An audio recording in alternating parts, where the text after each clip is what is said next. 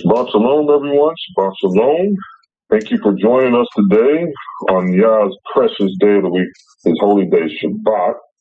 We thank you for joining us virtually as we continue our lesson in salvation, understanding who salvation is for. This is sponsored by, the House of Shiloh Ministries and presented by yours truly, Brother Andrew Bradley. And we are in part 15, part 15 of our lesson. So we're going to get right into it, and we're going to get my computer working. I'm sorry. There we go. I wanted to do a quick table of contents, just to show you what we've been through. So far during this lesson, we've talked about who the Torah was delivered to, which is important because we got to understand who salvation should go to. That's very important. There's a reason why someone needs to have salvation. And the first people that needed to go to the ones who were delivered Torah. We also found it important to define the audience in the New Testament, so there is no question who the salvation was for when it came to the Bible, to the books in the New Testament. Then we talked about the correct meaning of Gentile, who is the nation or what that word nation is referring to, and the word world as well. And then you see I have that meant as salvation for Yasharel. It literally meant only Israel. All right? And then we did the truth bomb section, which I love to call it that because one of the bigger scriptures that the church argues is the vision of Peter in Acts 10 and the centurion. And we broke that down quite nicely. All right? Quite nicely to where we can demonstrate that Cornelius was in fact a Hebrew born outside of Israel. Then we started defining salvation, meaning what does it entail? And it entailed being saved from the price of sin, being saved from physical death, being saved from the second death, and it also included prosperity. Living very well. That was actually the four definitions that we studied about salvation. So salvation is just not being saved from the price of sin. There's other parts of salvation that comes. That also speaks to who salvation is for. Okay? And that also is entailed by what are we saved from. And then we're in the section that we're in now, grafted in, or as the world like to call, grafted in. But in fact, is salvation for other people outside of Israel. Okay? I'm going to move to the next slide. And briefly stated last week, in the earlier pieces of this section, we got to the point where we were ready to define the following words: stranger, heathen, and what they really mean, okay? So before we spoke on Isaiah 56, 6-7, and we'll bring it up in the coming slide again. That was last week's lesson. But before we go through that, I want to show you how it's used in other verses as well, the word stranger, okay? So I'll go ahead and read the first verse, and then I'll be calling on you all to read for me as needed. Exodus 12, 48-49. And when a stranger shall sojourn with you, and will keep the Passover to Yahuwah, let all his males be circumcised, and then let him come near and keep it. And he shall be as one that is born in the land. For no uncircumcised person shall eat thereof. One Torah shall be to him that is homeborn, and unto the stranger that sojourneth among you.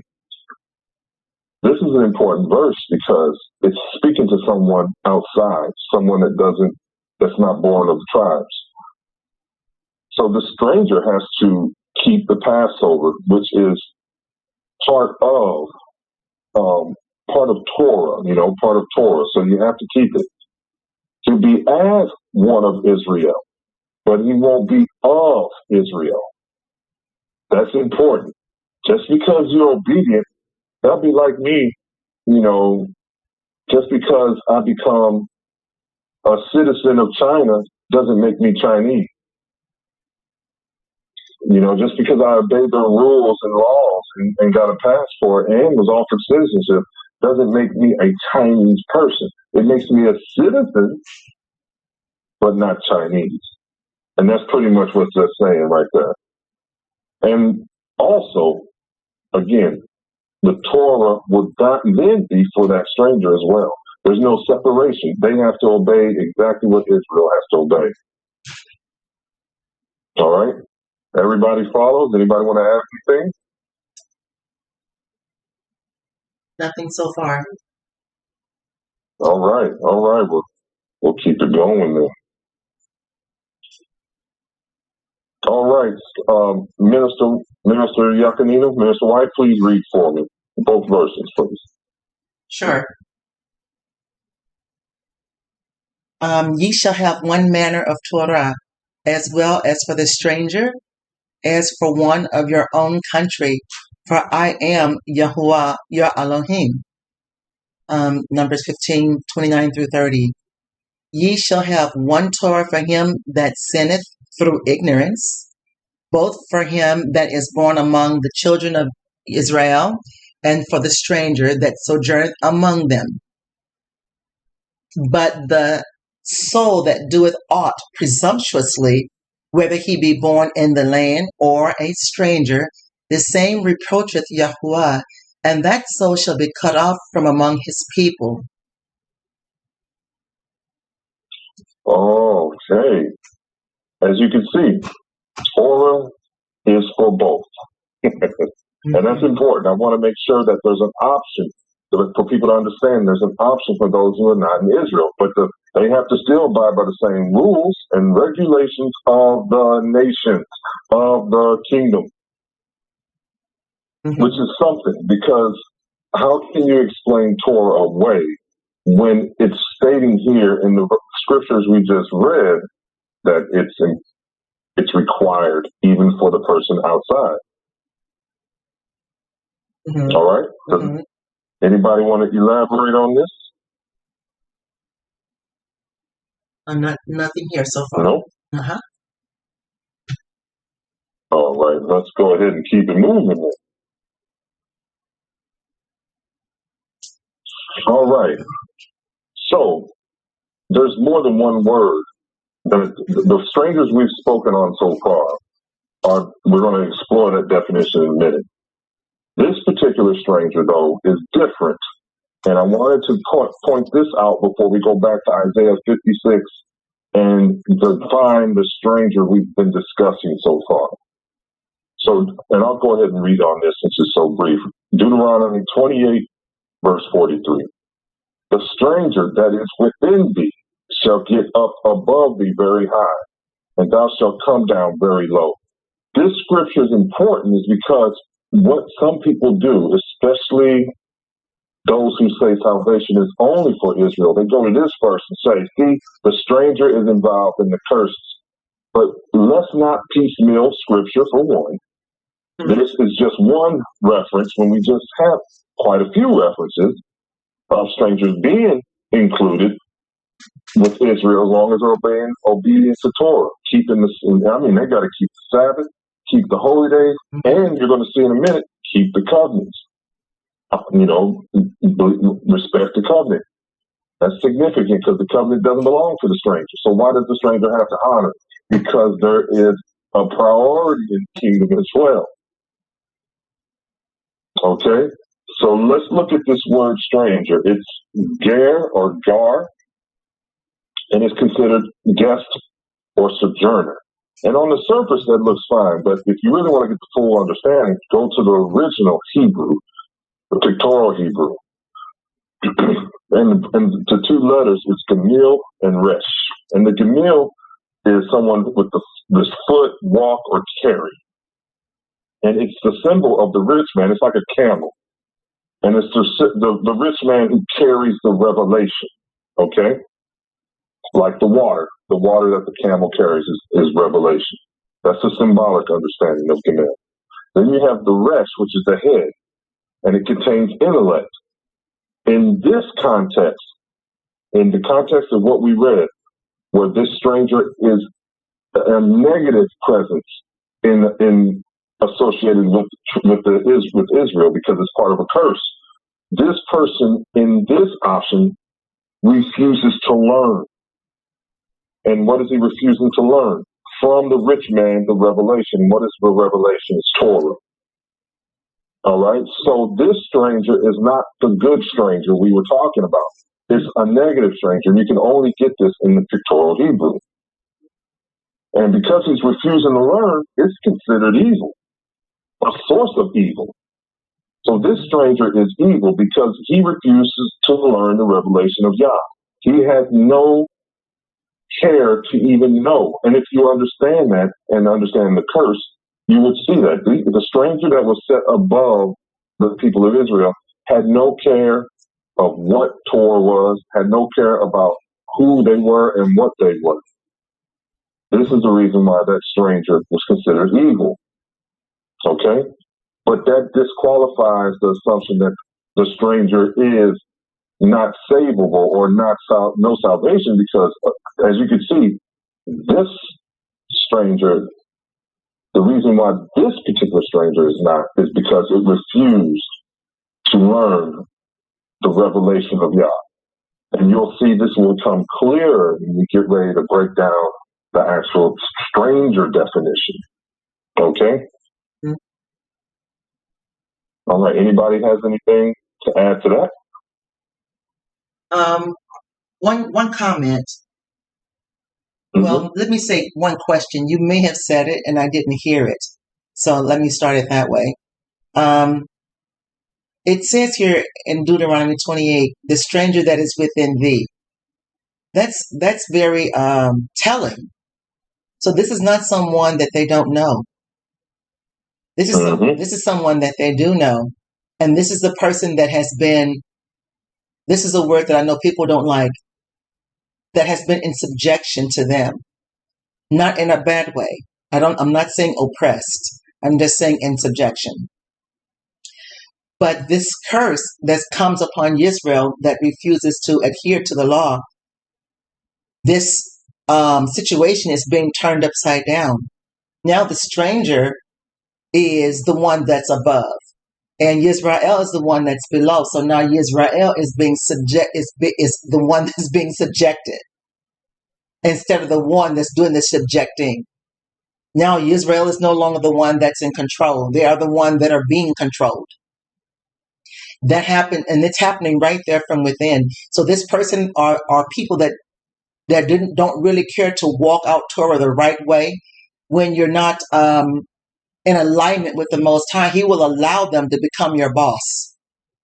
That's what it looks like it's saying to me. Yes, ma'am. No, you're. We lost him. There. I'm sorry. Can you hear me? Yes. Yes. Okay. My big hand knocked my earbuds out of my phone. Sorry. No, you elaborated nicely. I agree with you. Because these are strangers that are within it's not like the stranger came from outside and then was just set up above, over you. Mm-hmm. This is people they already are familiar with. They already know. They've had experience with all of that. And you can see it in the communities today. They're not strangers unknown to them. They're not unknown to them. It's not right. Oh, I'm sorry. Go ahead. I just had a quick question. So are these strangers people that the children of Israel have also married? Outside of their nation? Israel is not supposed to marry outside of its own nation. Okay? Israel is supposed to marry within its own nation. There are 12 nations available for Israel to choose from. And Israel is supposed to remain within that nation. Any other people around the world, they can do as they see fit. But Israel is called to remain within her nation. We're talking marriage now, marriage. So these are strangers that came in that decide they want to join and receive the benefits that Israel has. But when Israel doesn't do what she's supposed to do, then and when the stranger becomes her head, something is not going to go right, because it's the stranger should never be the one teaching Israel. It's always Israel should be teaching the stranger. That means that the laws are not going to be viewed correctly. They're not going to be taught correctly. They won't be adhered to correctly. And now the curses are going to abound, because now Israel is walking in error. And that came about because Israel was in sin to begin with. And that sin is just going to continue to perpetuate, because there's a stranger that's ruling over Israel, handling the laws, statutes, and commandments that were never given to them to begin with.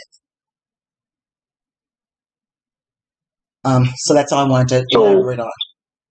So, in other words, even if they marry, they're still considered strangers when it comes to the tribes. But it puts the actual person who marries outside of the people in sin.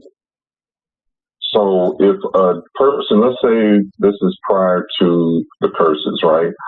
And that person marries someone against Torah, so they just disobeyed Torah, they would be kicked out of the camp, as they say. They would be removed. Mm-hmm. They would be removed, because either removed or something worse. So you hope they will be removed because they did something that was against Torah. Okay.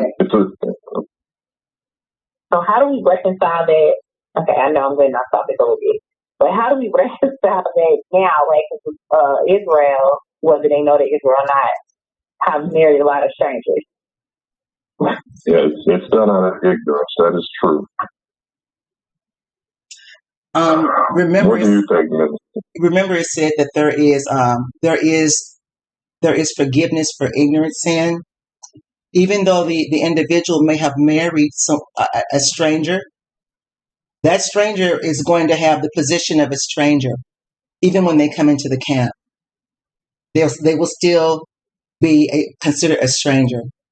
But I don't know. I'm not sure of what Yah is going to do when it comes to whether I'm not sure. I know what he did in the past.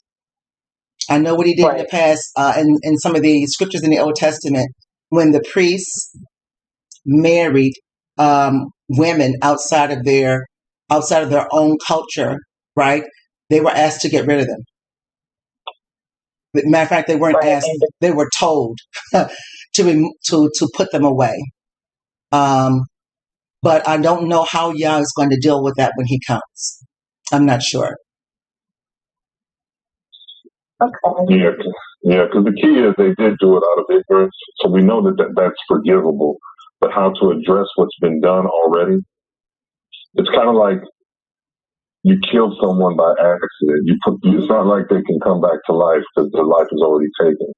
So it has to be addressed some way, somehow, because the decision has been done already. We don't know how Yah's going to handle that. I do not know. Okay, I yield. No, not a problem. Anybody else? Nothing else on our end. All right, so let's go ahead and move to the next slide here. Now we're going to reread Isaiah 56, 6, and 7. Sister Lily, you mind reading this for me, please? Okie dokes. Isaiah 56, 6 through 7. Also the sons of the stranger that join themselves to Yahuwah, to serve him, and to love the name of Yahuwah, to be his servants, every one that keepeth the Sabbath from polluting it, and taketh hold of my covenant. Even them will I bring into my holy mountain, and make them joyful in my house of prayer. Their burnt offerings and their sacrifice shall be accepted upon mine altar, for mine house shall be called an house of prayer for all people. All right, so this right here really puts it all together for us, but we're going to talk about these three highlighted pieces here. What's important is that the stranger will have to, one, be Yah's servants, all right, and that they will be keeping the Sabbath, not polluting it, taking hold of the covenant, by the way. So both, they require both. Then they'll be accepted. They'll be accepted. So let's go ahead and move to the next slide and start breaking this word down, stranger. And right off the bat, looking at the pictorial, you can see it's spelled much different. The last word was ger. This one is nakar. And it means foreigner, alien, or foreign, similar to what we saw in the previous word, but far more detail in the actual pictorial Hebrew. The pictorial definition is one who is not known. And this is what the pictorial letters mean. You have the seed, or the nun, which is Torah. The seed is Torah. Then you have the kaf, which is the palm or cup. And with the palm, you're drinking with your hands the revelation of Torah. All right? And then resh is the head or beginning, a man who can choose to learn from the revelation and return to the beginning before sin. In other words, by choosing to learn Torah, he understands his sin, becomes repentant, is back to the original condition of Adam prior to sinning. That's the start of it. Then you have the yud, which is the hand or worship. It also is the 5 ministries that plant the seed of Torah in the one who drinks. All right, drinks the revelation. So the way we could put this together, the way it should read is this. You can only be a stranger to Israel if you're willing to drink the revelation of Torah by choosing to learn from the ministries of Yah. And those ministries are the apostles, the prophets, the evangelists, the pastors, and the teachers.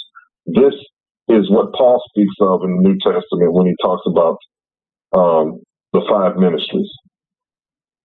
All right? You can see the difference between the previous stranger who didn't want to learn to this stranger who is accepted, who chooses to learn, but not just learn Torah, learn it from Israel. That's the key.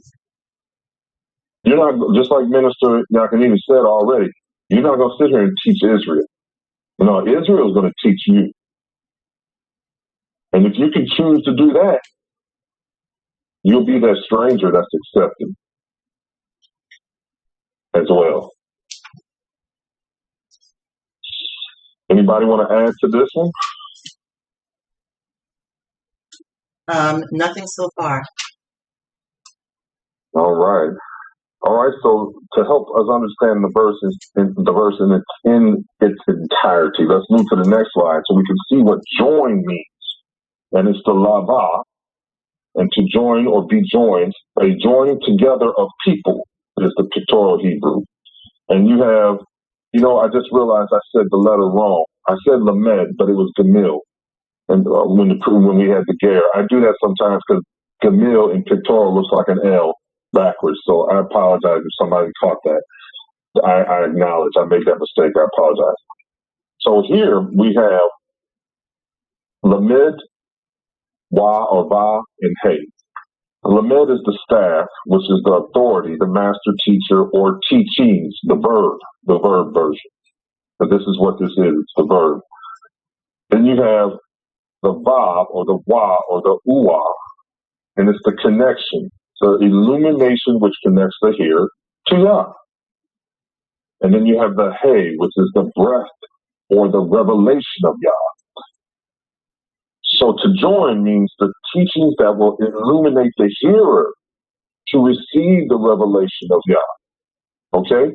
You cannot be joined to Israel then just by believing in them. You must be taught by them as well. This supports what we have already talked about. It just builds on itself. Everybody follow so far?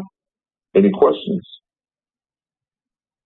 None so far on this end. Yes, please. No, this is really good. Because some people would just say, "Well, I know the father, he wrote his name down. I know the son to write his name, and I understand, all these Hebrew breakdowns of the scripture.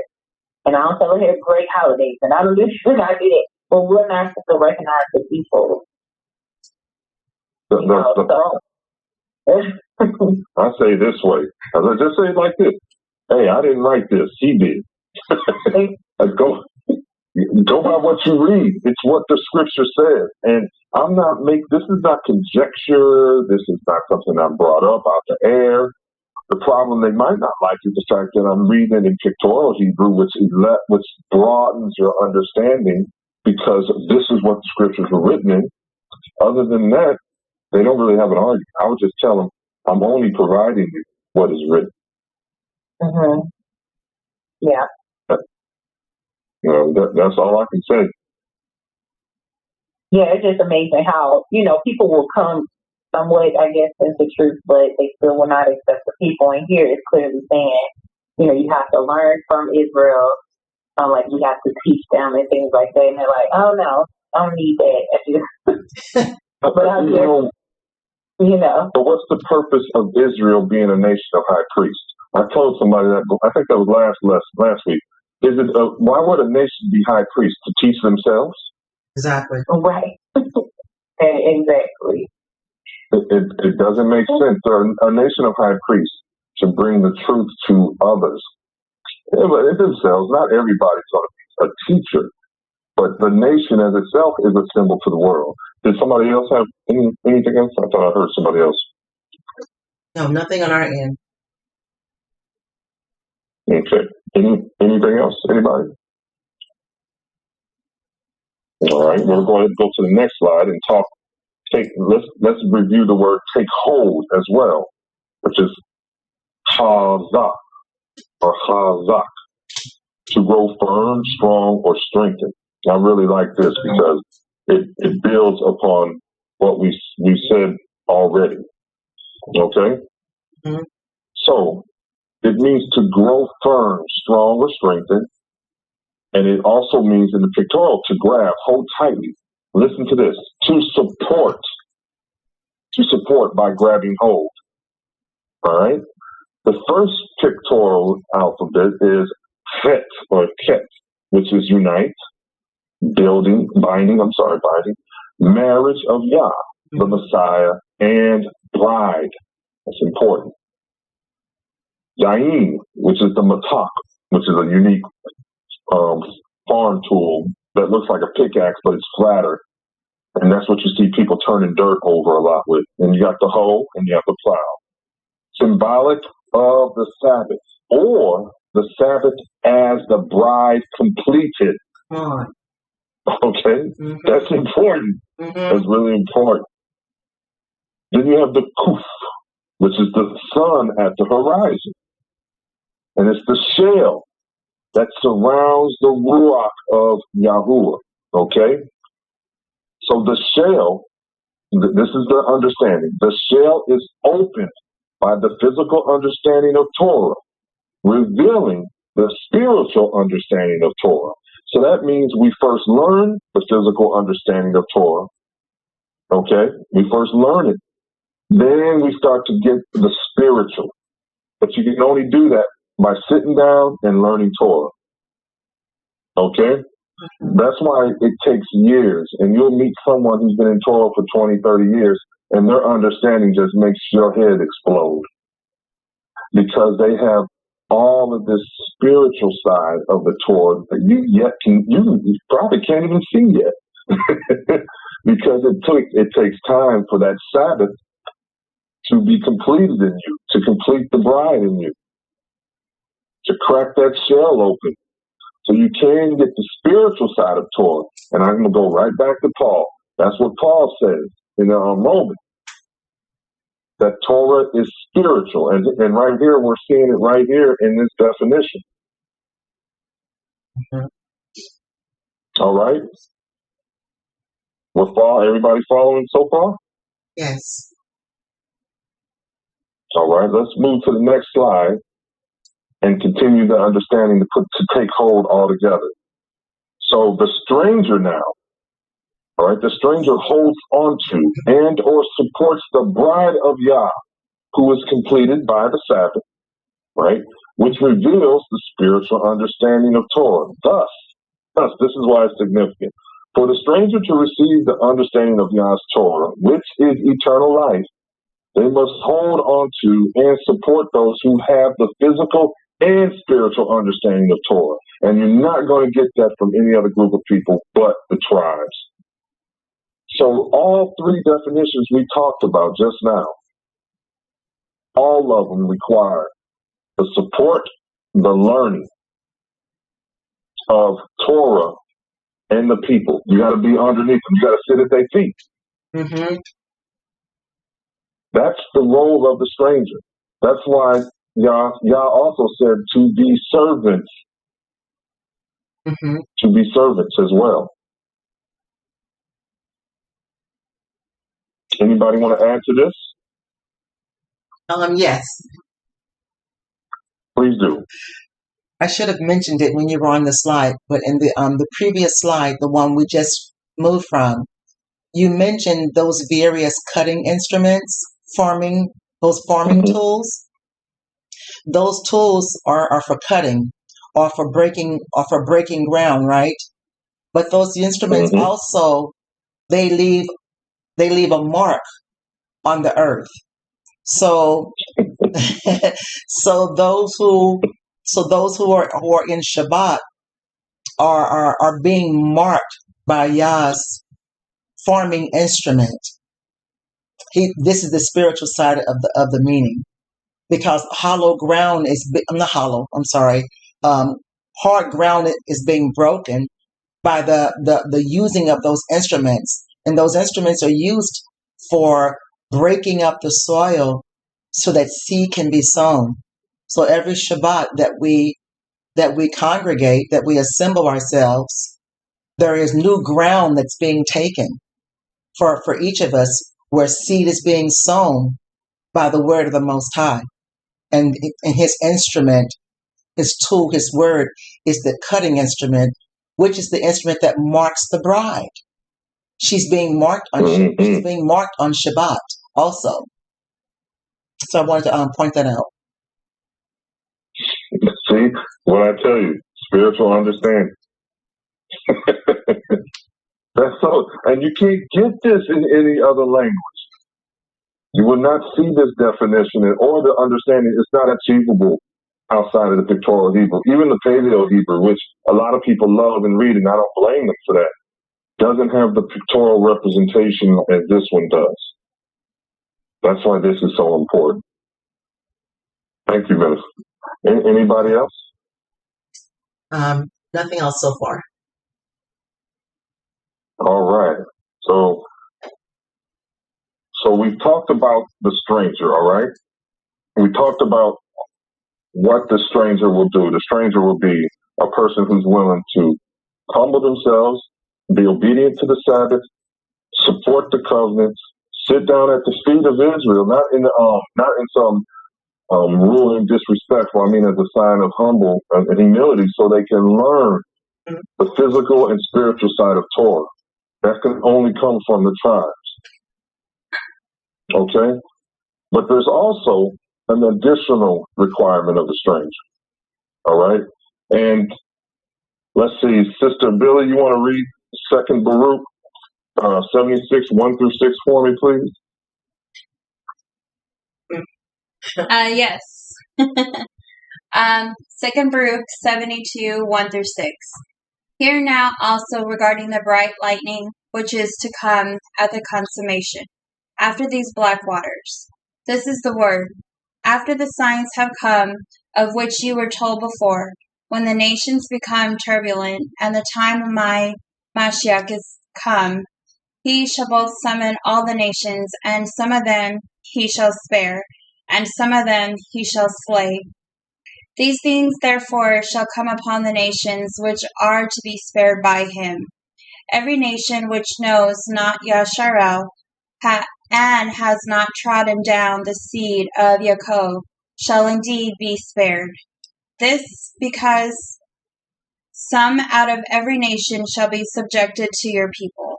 But all those who have ruled over you, or have known you, shall be given up to the sword. This right here is probably the main reason they don't put Baruch in your Bible. This is some serious verses, boy. It says, yeah, buddy, this is like a heavy hitter right here. Tyson just did an uppercut because it's telling you that the stranger will be a servant, but they're only going to be subjected to you if they didn't rule or trodden down the seed of Yaakov. Now, it also says those people will be slaves, but some of them will remain and to be subjected as well. But you're not going to be a stranger to Israel unless you're not part of this group as well. So there's a big price for the nations who've done this. And there's a bunch of scriptures that support that. So they're getting a double portion of what they've done. All right. Anybody want to add to this one? We're good. Double for your trouble. They're getting double for their trouble. You better believe it. I look at it this way. If we've gotten it this bad over all these hundreds of years, and they're going to get double,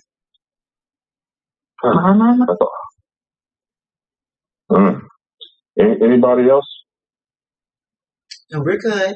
We're good. All right. So let's go ahead and summarize a stranger now, which will summarize part of last lesson, last week and this week. So a person who is not known to Israel, they weren't of Israel. A person who is not the sons of Israel, of the sons of Israel. A person who joins himself to Israel, learning the Torah through Israel. A person who holds onto and supports Israel to learn Torah. A person who will be Yahuwah's servants. A person who receives salvation through the teaching of Torah by Israel. And this requires humility.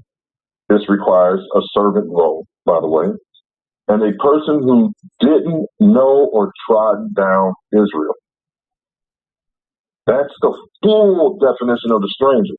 So that means, from what we've been talking about, that means we know that there's an option for the other groups, the other nations.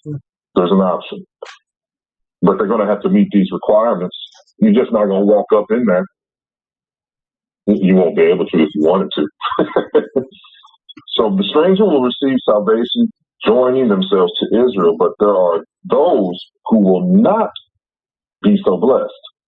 And we're going to look at the word heathen on the coming slides. And before we do that, anybody want to add anything? I'd like to add something, just in case people are wondering why those who have tracked down Israel, I didn't know them are not considered strangers and will not be allowed to learn Torah. Because more than likely, they're not going to be humble. They're not going to humble themselves to Yahuwah, and they're not going to want to become servants because they have become accustomed to being just the opposite of that for a very long time. And for them willing to submit and become into a position that they have stolen and ruled over for years is very unlikely to happen. So this is why he says they will not be allowed to be a stranger. Thank you, Sister Minister Ron. Appreciate it. I agree with you 100%. That makes total sense, too. Total sense. Because we can see that in some of the nations that have been involved in it. In fact, you see it in some people. They'll say, well, I didn't do this, or that was back then. Why can't you live the way you need to live now? They don't even understand how the curses work or the consequences of previous actions. And if that's how they are now, I don't see them changing. Some of them just won't change. All right. Anybody else? Nothing so far. All right. We're going to get into heathen now. So we've talked about the stranger. The other word they use for people outside of Israel is heathen. All right. So the word heathen is found all out Old Testament. I believe you can find it in the New Testament as well. The word heathen is not an accurate translation, however. So we're going to look at some scriptures to help us understand. Leviticus 25 and 44. Both thy bondmen and thy bondmaids, which thou shalt have, shall be of the heathen that are round about you. Of them shall ye buy bondmen and bondmaids. So in other words, you couldn't slave your own people. Or servitude, put anybody in servitude out of your own people. So we're going to look on the next slide so we can understand why I say heathen is, how should I say, religious propaganda. We'll talk about that in the coming slides. Mm. All right. Heathen is actually the word goy in Hebrew. And you'll hear the Jewish people use this word in referencing those people outside of Israel, or goy or goyi. But it means nation, people, usually used as for non-Hebrew people, meaning of other nations. It can also reference the descendants of Abraham, but that's a contextually defined understanding of Israel. It depends on what's being talked about, because really the word simply means nation or people. So the only way you're going to know if it means outside of Israel is through the context. Okay? So you can see heathen is not correct. And this is why. Look at the definition for heathen. Of or related to people or nations that do not practice Christianity, Judaism, or Islam. So my question is this. Did Christianity exist when Isaiah wrote this? Or not wrote this, I'm sorry, when Moshe wrote this. Judaism exist? No. Or Islam. All of those are religious organizations. Mm-hmm. So why would this word be here? It's because the Roman Catholic Church inserted the word, all right, to let them know that people who are not Christian. Now, it's got more of a universal definition because it includes Judaism and Islam. But the idea was they were pagan practitioners outside of Christianity. They weren't Christians. So he's saying those who are not Christians. So it points to the religion instead of simply pointing to the truth. Mm. All right. Do we understand that? Does that make sense?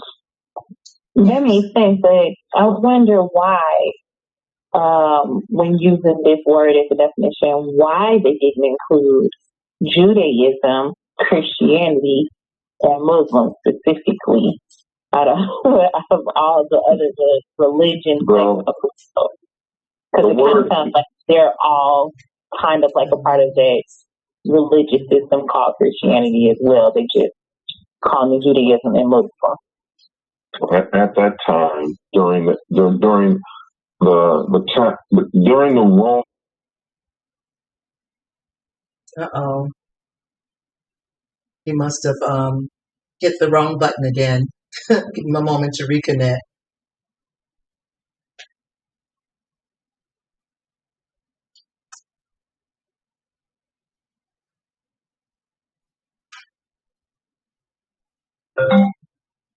Sorry about that. Can you hear me? Yes. Yeah, my call dropped. I apologize. To answer your question, sister, during that time, Catholicism, the Roman power and influence globally was extreme. They had more global influence than they ever had as a physical army and supported kingdom. There was no interest in Judaism at all, or Islam. Islam was the great enemy of the church. So this English word heathen really represented anybody that was non-Catholic or non-Christian. If it's Islam, or Judaism. It really was being used in that aspect. So you have to think of it in terms of who's using the word.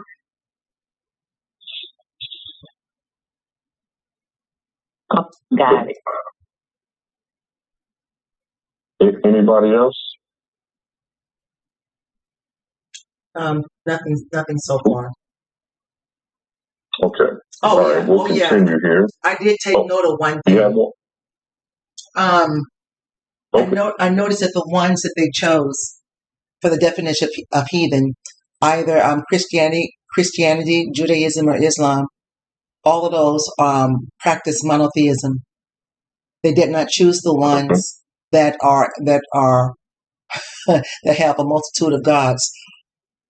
They chose the ones that have their allegiance to one. Christianity has one, Judaism has one, and Islam has one.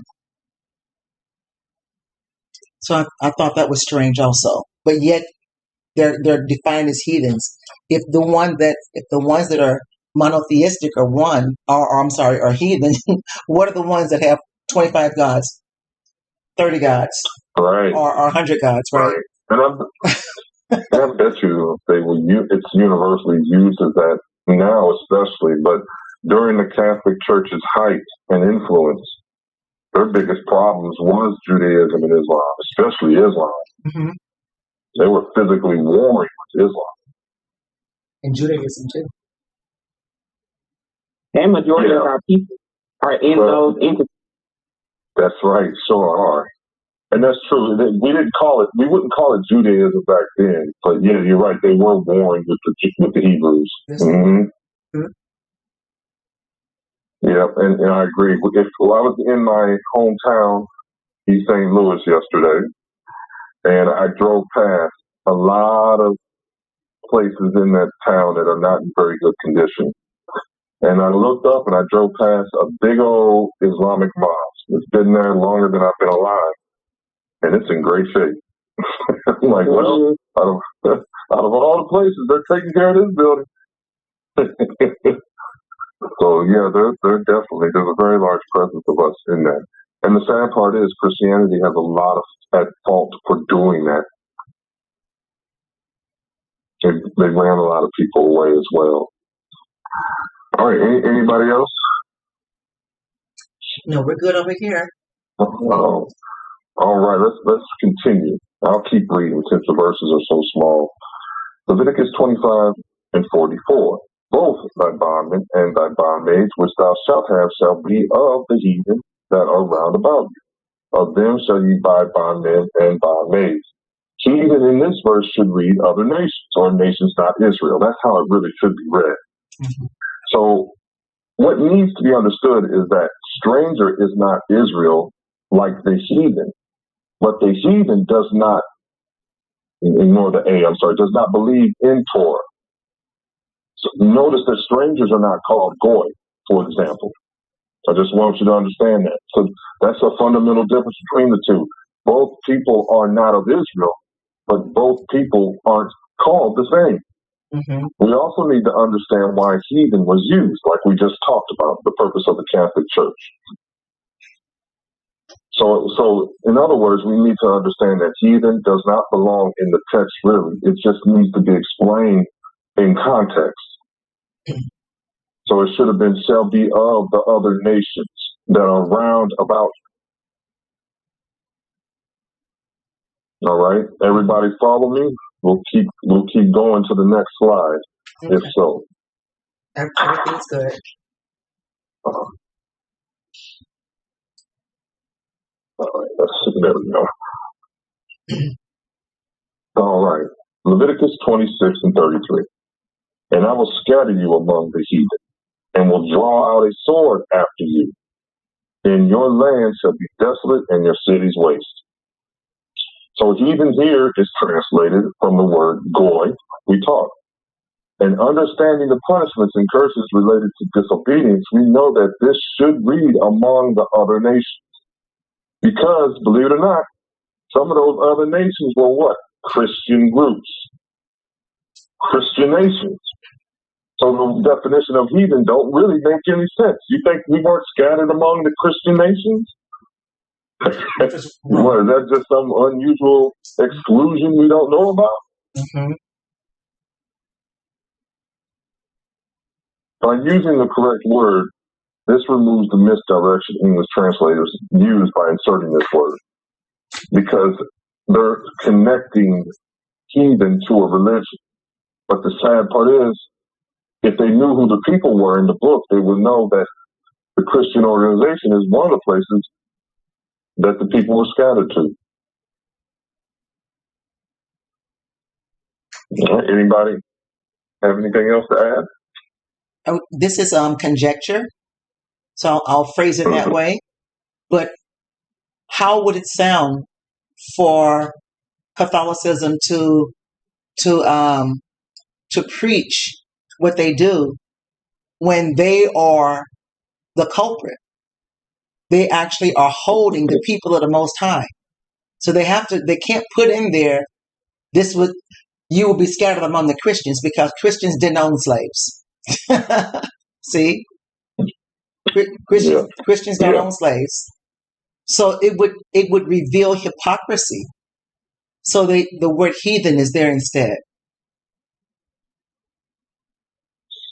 That is true. It will be almost as if a kingdom is divided by itself, against itself cannot stand. Mm-hmm. All right. Anybody else? We're good. All right. And see, this is a rewording. So, and Yahuwah shall scatter you among the nations, and you shall be left few in number among the heathen. All right, whither Yahuwah shall lead you. Now, Deuteronomy 4:27 says this, but we need to understand how heathen is misused. Here, this wasn't a rewording. This is actually a new verse, because I brought this one out because I wanted you to, excuse me, I hit the wrong button, sorry. I wanted you to see how scattered you among the nations, and you'll be few in number among the heathen. All right, whither Yahuwah shall lead you is misleading. So that you among the nations is one word. It's Am. And Am is nation or people. All right, which is persons, members of one's people, compatriots, countrymen. So it's like saying I will scatter your people. So the reason this is a problem, the translation makes you believe that God scatters his people among themselves. Or that the reference to nations is not associated with his people, which is not correct. This is a purposeful mistranslation. It should read the nations, as in Israel. All right? And heathen is goy, meaning other nations. So Yahuwah shall scatter the people of Israel, and you should be left few in number among the other nations. That's how this should be read. Mm-hmm. And I think this is done because they want to remove the reference of Deuteronomy to the people. Because later on, Deuteronomy, it really points to who the people are when you get to Deuteronomy 28. So by adding this in here, it disassociates it with the tribes, specifically with the tribes. Anybody want to add to this one? Very good. All right, we're going to keep it going. All right, First Chronicles, 16:24. Declare his glory among the his marvelous works among all nations. This right here, This is so blatantly wrong. Here we see the mistranslation again to make the scriptures inclusive to all by saying that Yah's glory will be declared among the heathen. Let's use common sense. Why would Yah give his glory or show his glory in a Torahless people?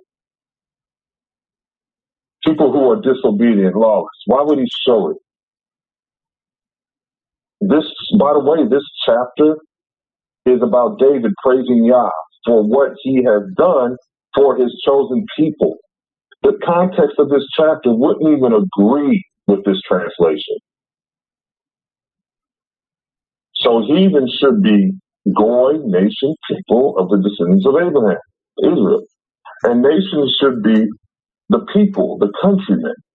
So this verse should say, among the nations or tribes and all people of Israel.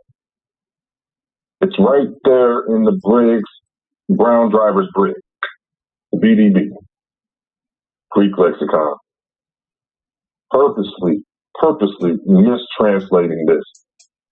Why would David, who we know was the greatest king of Israel, who loves Yahweh, why would he say, whilst praising him, that he will show his glory among the heathen and his marvelous works among all nations, making you think all the world, because he's using the word heathen prior. Mm-hmm. It's just, I'm telling you, English, man, you got to get away from this English translation. Anybody want to add to this? Yes. I'm looking at a verse that says, declare his glory among the nations. So that word should be exactly what you said. Yes, ma'am, it should be. It should be. So that just tells you that's the new King James Version plus that's using the word. Okay. Oh, okay. Okay. Good. All right, we'll keep it going. All right. 2 Chronicles 33, 1 through 2. Manasseh was 12 years old when he began to reign, and he reigned 50 years in Jerusalem, but did that which was evil in the sight of Yahuwah, like unto the abominations of the heathen, whom Yahuwah has cast out before the children of Israel.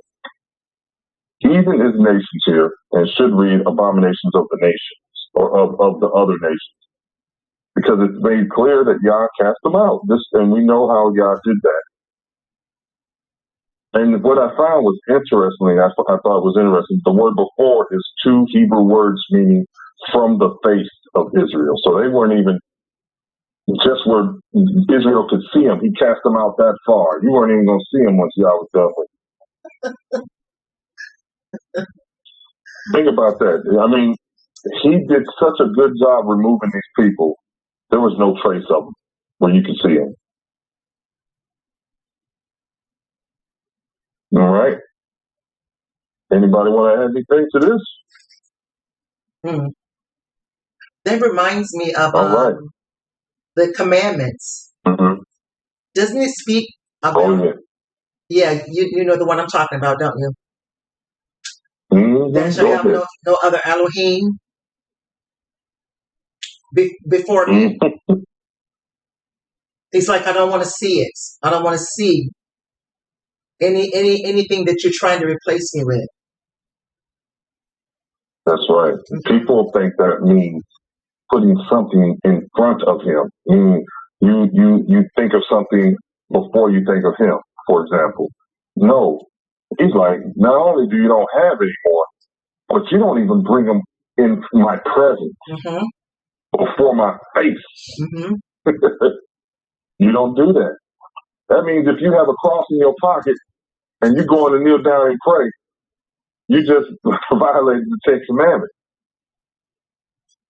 Because when you come to pray, you're going into the presence of the Most High. And you don't realize you have that cross in your pocket when you meant to throw it away. I hope that's what you're going to do. Get it out your house. You know? It's little things like that, but that's what it means. And you won't get that understanding in English. You got to go to the original language. Mm-hmm. All right. So I think we've made it clear. You'll see in the Old Testament stranger and heathens, like we talked about, and the difference is due to their identity, who they are. All right. So we know that heathen is really a mistranslation of goy, which means nation or people. Heathen was inserted by religious translators to promote dogma, right? Heathen should be translated to nations, and which nation is defined by context. And heathen references people who are not Israel and who do not worship Elohim. Okay? Thus, a heathen is a state you really don't want to be in. I'm glad I'm not. I'm glad I'm not. All right. Anybody have any questions on heathens? We're good. All right. So let's sum this up. I'm going to sum it up. So the grafted in, as they call it, really the stranger, is who learns Yah's Torah from his people. The stranger who has never ruled or harmed Yah's people. The stranger is from the other nations, not of Israel. So though they call this grafted in, it's really not grafted in. Because grafting in is bringing something that originally was part of the plant back to the original. But this is a misnomer that people don't understand. But they commonly call this grafted in. And even though we've talked about in the previous lesson, the eunuchs, who, according to Torah, could not enter the congregation because of their condition, will have an eternal name as well. All right, if they keep the commandments and keep this Sabbath, they're good. They're going to be good. And the heathen is, of course, not grafted in. And the heathen who is of another nation, just like a stranger, refused or hasn't learned of Yah through Torah and Israel. And we know, just like we just talked about, it's been inserted by English translations, shouldn't be in there. And the heathen would be those who ruled over Israel as well, because they didn't want to be anything. They didn't want to learn Torah. They're not outside of Israel. Think about it. They're by default, they're heathens. Mm-hmm. By default. All right? Mm-hmm. The summary pretty good. Anybody want any more on this or anything else to say on this one? There is a mentioning of grafting in Romans chapter 11. I just wanted to make sure that our audience understands the grafting in of the Gentiles there is the grafting in back of Israel. It's not speaking of another nation. The literal grafting, in other words, binding. When you graft something back in, you're binding it. So you're bringing something in, a branch, you're bringing in a branch, and you're binding it to a tree to make it part of that tree. And I don't know if you've ever seen it before, but sometimes when the branch begins to take hold, you can barely see where it was ever split or where it was where there were two pieces. They bind so well. So it is Yisrael that is brought back to the root and to the stock and is being made one again. It's not the various nations around the world. They benefit from Yisrael becoming a whole tree, but they are not the tree. The tree is Yisrael. Yes, ma'am. That is correct. Anybody else? That's it on our part. All right. So we've reached the end of this lesson. This has been a long road. We've had a lot to share. And this is the summary of the lesson in total. So we know that Yahusha, because of this lesson, what we've gone through, that Yahusha came for those who were lost. It's his people. He came for his people, the 12 tribes. And the scriptures were written to Hebrews for Hebrews. So salvation is first for Israel only. And it includes restore their connection to Yah, no longer lost, salvation from the second death, which included being lost in a particular place forever, and the defeat of the enemies of the 12 tribes, of victory. And then salvation comes to those who, this is the second part, keep Torah, the Sabbath, who learns from Israel, who never ruled over Israel. But salvation does not include the heathen or other nations who do not accept Torah and the other nations who mistreated or ruled over Israel. And by the way, I say it like that just to be clear in definition. But there's some tribe members here that fall into that. There's some tribe members that are not accepting Torah, who refuse Torah, who refuse the Most High, who are going to be treated just like the heathen. Mm-hmm. Correct. So this is not just exclusively defining Israel's punishment. I mean, non-Israel is going to be punished like this. No. If you do not accept Torah, this is your punishment as well. Israel or not. Israel or not. All right? Mm-hmm. Anybody else have anything else to add? That ideology, that idea, or the example that you just gave, you can compare that to the discussion that was being had with Abraham. When Abraham wanted Ishmael to live before Yah and wanted the covenant to be with him, and Yah says, no, it's with Isaac, and it's with Isaac's seed, but it's specific about those being in the Most High. So when you go back and look, and when the covenant is cut as it walks forward, it continues to let you know it's not just the flesh that qualifies, but those that are with Mashiach also. There's another piece to it that qualifies the individuals to become part of this covenant, eternal covenant. That's a great example. Thank you. That's a great example. That is absolutely true. All right. Anybody else? No. All right. Well, we're going to end this lesson finally with who salvation is for. We thank you for joining us today on this Shabbat with this lesson, part 15 of this lesson. If you haven't had a chance to catch those, we have them all available on YouTube where you can look at the previous lessons as well. So please take a look at our channel, House of Shiloh. It'll be on YouTube. You'll be able to catch up on all of the previous parts of this lesson as well. So thank you, everyone, for joining us. And also, we want to mention that if you don't find them on YouTube, they are placed on the ministry's website on houseofshiloh.org, www.houseofshiloh.org. Shabbat Shalom to all of you who are with us presently, to those of you who are connecting with us online, and also to those of you who will watch our videos in the very near future. Shalom.